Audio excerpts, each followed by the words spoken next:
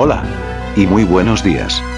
Los controles o mandos, realmente no necesitan una presentación, ya todos conocemos más de uno, como el extremadamente famoso y clásico de PlayStation, o el innovador Wii Emote. Aún así, no todo puede relucir como un metal precioso, ¿verdad?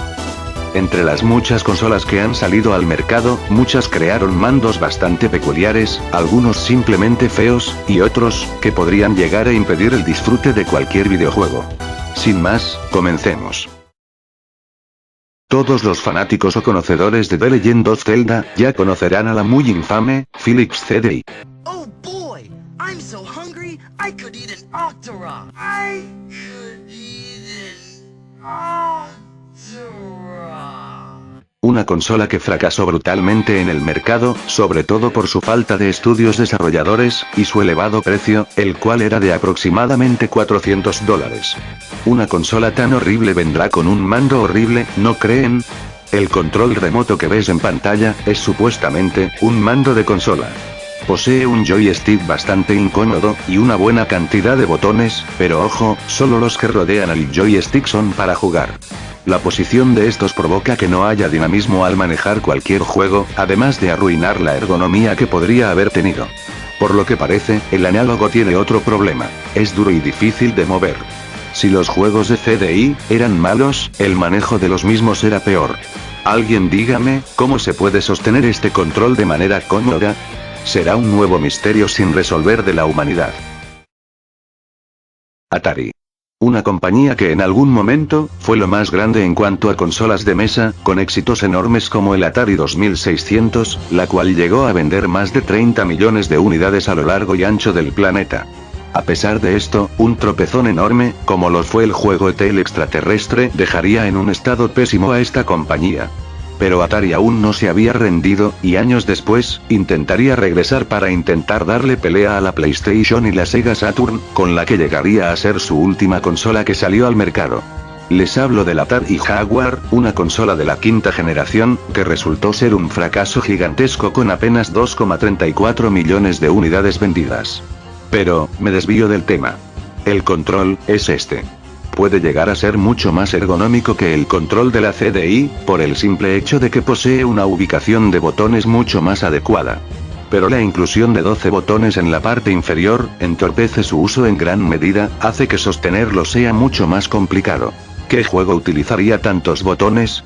Sin contar la cruz direccional, el Start y el botón Options, habría 15 de estos, un número grande. La Sega Saturn. La sucesora de la Genesis o Mega Drive, creada para competir con la PlayStation y la Nintendo 64. Contaría con un control bastante bueno y ergonómico, de unos 6 botones además del pad direccional de siempre. Pero no les hablaré de este mando, puesto a que es muy decente a comparación de una de sus ediciones especiales. Al llegar a cierto punto de su historia, se decidió que un joystick sería de suma utilidad para manejar juegos que se desarrollaran en entornos tridimensionales. PlayStation y Nintendo ya lo habían implementado, así que ¿por qué Sega no podría? Entonces, en conjunto con un videojuego llamado Nice, se comercializó este elegante control. Su diseño, cae en lo bizarro, sobre todo por lo innecesariamente redondo que es, provocando que tomarlo sea mucho más difícil de lo que debería ser. Recuerda un poco al primer control para la primera Xbox, solo que mucho más exagerado. Hay una única bondad que se debe reconocer, la inclusión de los gatillos, los que actualmente son un estándar en toda consola. Obviamente, este control fue un fracaso en ventas, quizá no tanto por el hecho de ser horrible, sino por las ya de por sí, pocas ventas de la Sega Saturn. ¿Un entre comillas, casco cuenta como mando o como accesorio? Bueno, en todo caso, algo tan horrendo, merece una mención aquí. El Konami Laser Scope. Fue, como indica su nombre, creado por Konami, para funcionar como mando para la NES. Este invento revolucionario, nos permitiría apuntar y disparar, al igual que el Zapper. Solo que mucho más feo. No hay gatillos obviamente, por lo que, para activar la función de disparo, tendremos que gritar. Sí, eso mismo, por más extraño que suene. Perfecto para jugar Metal Slug. Aunque por lo que la leyenda de este mítico invento relata, respondía solo cuando se le daba la gana. Aunque el mayor problema según yo, es que al ponerte esta cosa, parecerá que tienes algún tipo de obsesión rara y enfermiza por algún juego. Aunque se puede decir mucho más sobre lo horrendo que es, creo que ya he dicho suficiente. En todo caso, las palabras bastan y sobran. Le toca esta vez, a un mando que supongo yo, por petición del público, no salió a la venta. Aunque fue algo de esperarse. El ya muy conocido, Boomerang de Sony. Fue presentado como prototipo de mando de PlayStation 3. Quizá nunca tendré uno de estos en mis manos, pero basta con una simple mirada, para darse cuenta de que su diseño es de muy mal gusto, por decir poco. Sobre la ergonomía y demás aspectos no se puede decir demasiado. De verdad, no sorprendió a nadie, el saber que unos meses después, se cambiaría este prototipo por el ya conocido DualShock 3. ¿Sería o no sería cómodo utilizar este control? Vaya, quisiera saberlo. Y más importante, ¿serviría o no serviría como boomerang? Para toda consola, existen mandos creados por compañías externas a la que la fabricó. La NES, la Super Nintendo, además del Sega Mega Drive tuvieron unas versiones un tanto particulares. Turbo Touch 360. Demos una mirada a su publicidad. Vale, veamos qué hay aquí. Turbo Touch 360. Un avance tecnológico en el control del videojuego.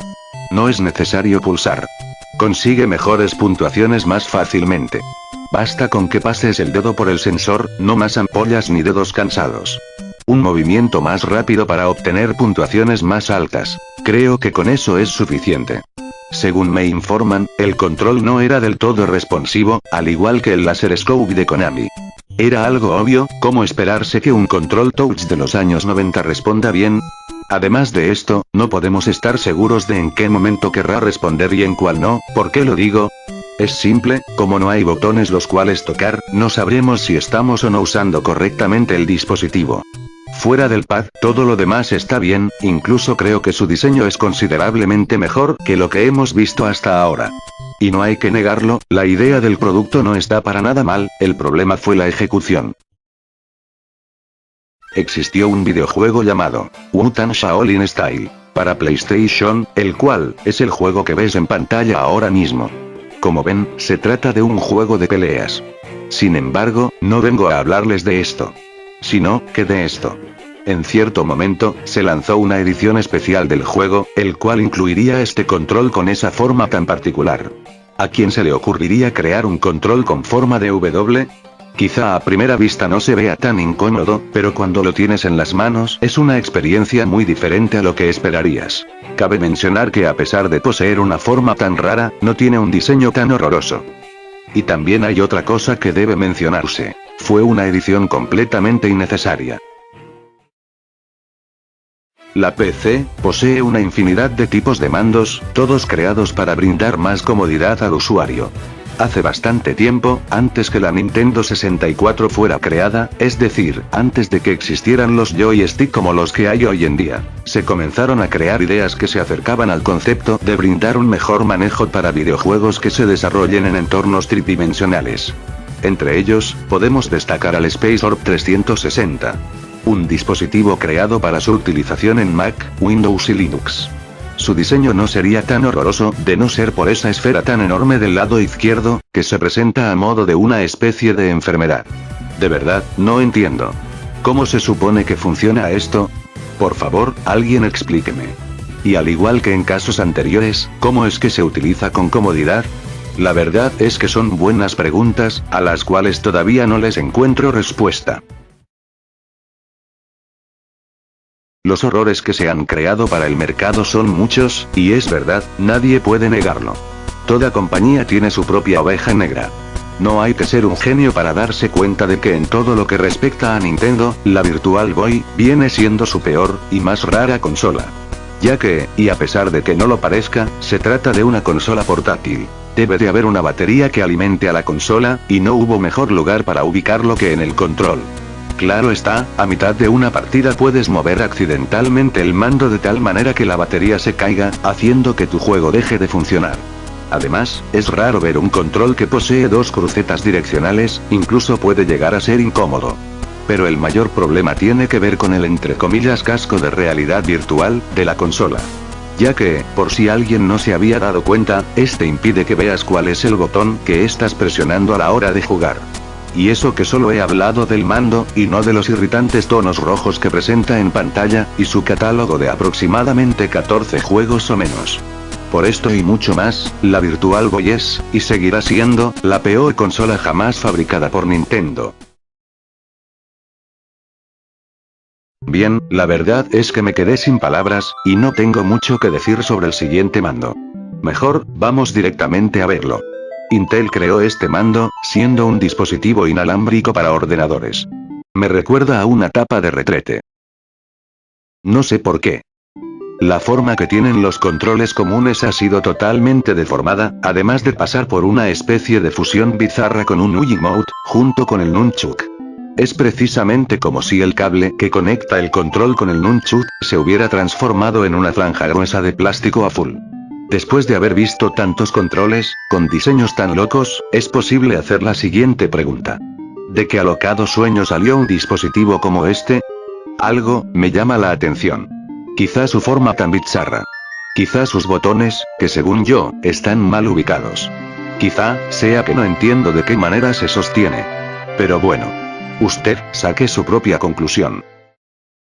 Muchas gracias por ver el video. Es un placer hacerlos para este canal. Recuerden. En la descripción, hay un link para mi página en Facebook, donde de vez en cuando subo avances relacionados con nuevo contenido. Además, mi Ask, para que pregunten lo que quieran. Sin más, me despido. Adiós. Y, hasta pronto.